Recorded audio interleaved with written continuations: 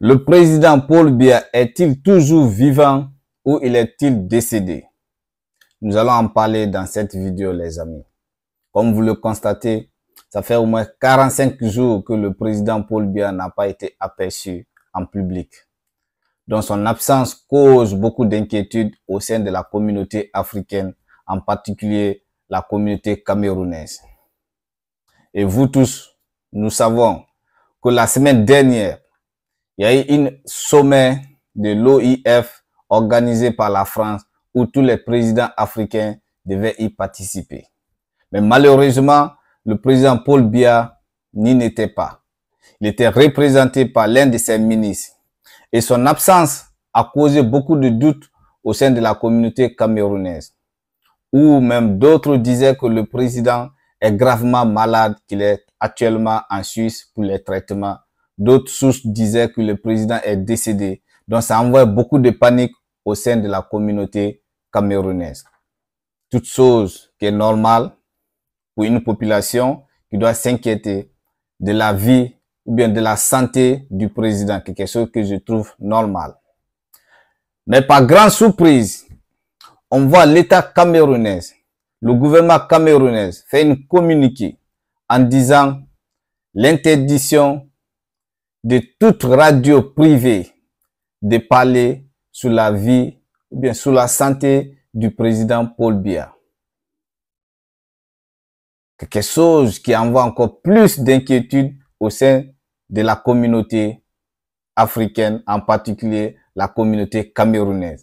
Mais moi, je me suis posé la question, mais nous sommes dans quel pays? Nous ne sommes pas dans un pays de dictature, nous ne sommes pas dans un pays de monarque. Pourquoi interdire à la population de ne pas parler sur la santé du président? Vous voyez que ça envoie aussi beaucoup de panique au sein de la population.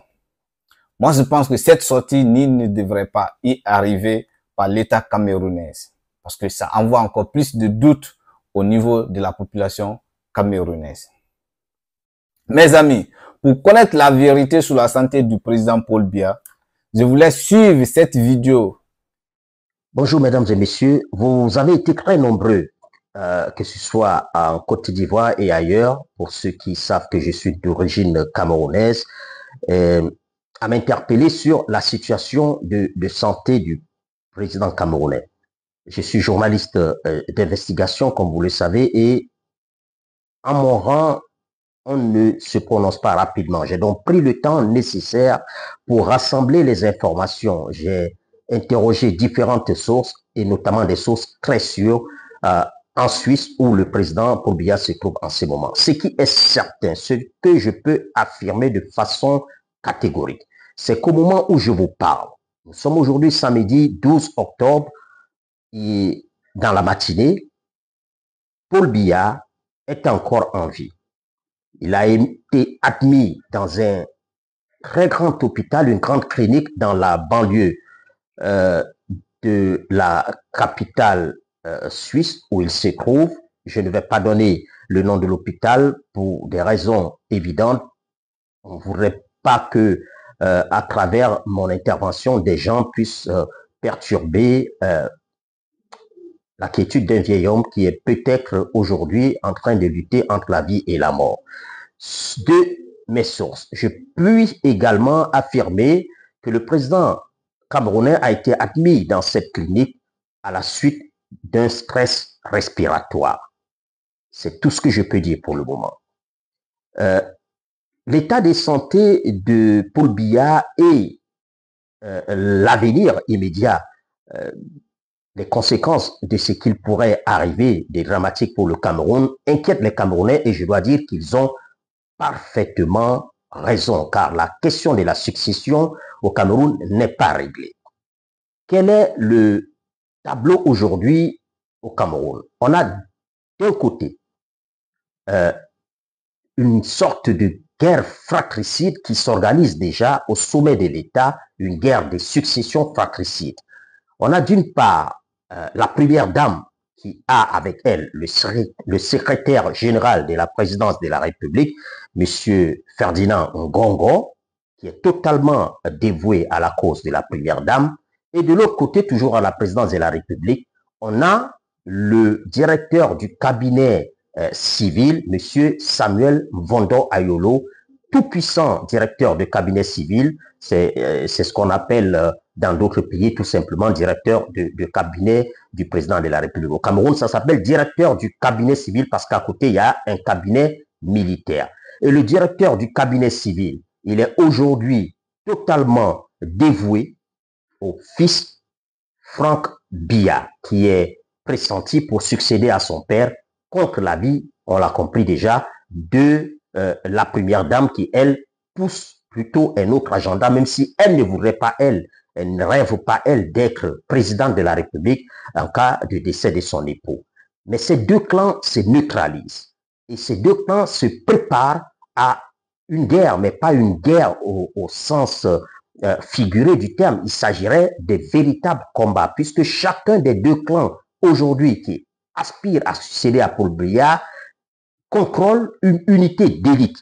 Madame a avec elle la fidélité totale de la garde présidentielle et du commandant de cette garde présidentielle. Et en face, le fils Franck Biya a la fidélité totale, mais vraiment totale, du patron des BIR. Les BIR au Cameroun, c'est ce qu'on appelle le bataillon d'intervention rapide. C'est une troupe d'élite. C'est des véritables Rambo, des garçons surentraînés et très bien équipés.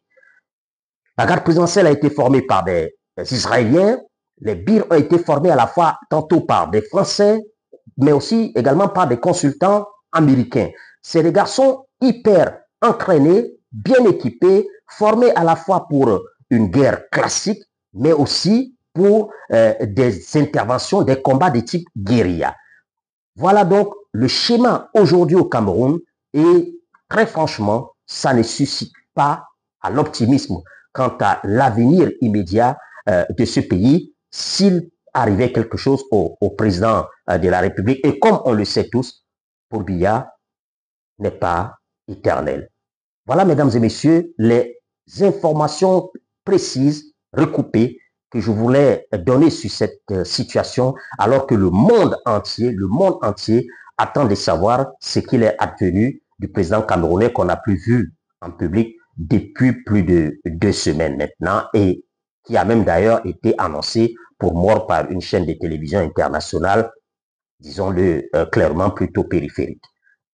Ce qui est certain, Paul Biya est encore en vie, il est malade, mais à plus de 90 ans, même un simple rhume devient une situation très, très délicate. À très, très bientôt, mesdames et messieurs, pour de nouvelles informations sur la situation du Cameroun comme sur d'autres problématiques qui intéressent l'Afrique. À bientôt, Inch'Allah. Tant de polémiques sur la santé du président Paul Biya, c'est quelque chose qui est normal, c'est un chef d'État, on doit s'inquiéter. Vu tenu de son âge, 91 ans, c'est tout à fait normal. Même un simple paludisme peut être grave pour quelqu'un qui a déjà 91 ans. Et comme nous tous nous le savons, c'est pas la première fois qu'on a eu des doutes sur la santé du président. Chaque fois, ça arrive. Il peut faire 1 mois, 2 mois, il disparaît. Après, pouf, un bon moment, il réapparaît. Donc, c'est tout à fait normal. Avec son âge, tout est possible. À tout moment, tout est possible. Moi, je vois pas ça un sujet tabou. Mais le seul conseil que j'aimerais donner au peuple camerounais, c'est de prendre leur destin en main. Et le message que je donnerais aussi au gouvernement actuel, à M. Paul Biya, si réellement il vit encore, et bientôt les élections, en 2025, il y aura les élections au Cameroun.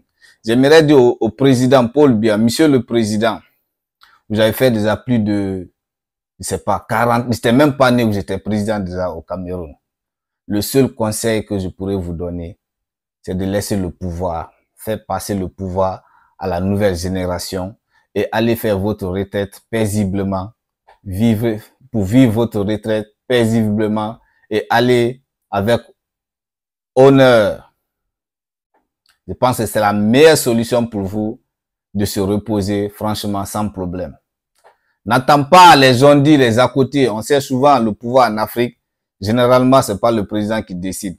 C'est les à côté, comme on le dit, les cocos qui sont à côté, qui suscitent beaucoup de trucs. Donc, Monsieur le Président, vous n'êtes pas le seul qui peut faire quelque chose pour le Cameroun. Il y a tellement d'intellectuels dans ce pays qui peuvent aussi apporter les grains pour développer le continent. Moi, je pense que bien, c'est le bon moment pour vous de se reposer paisiblement. 91 ans, vous n'avez plus la capacité de diriger un pays et non plus la capacité mentale de gouverner un pays. On le sait tous que vous êtes juste là-bas pour la forme, mais ce n'est plus vous qui dirigez le pays.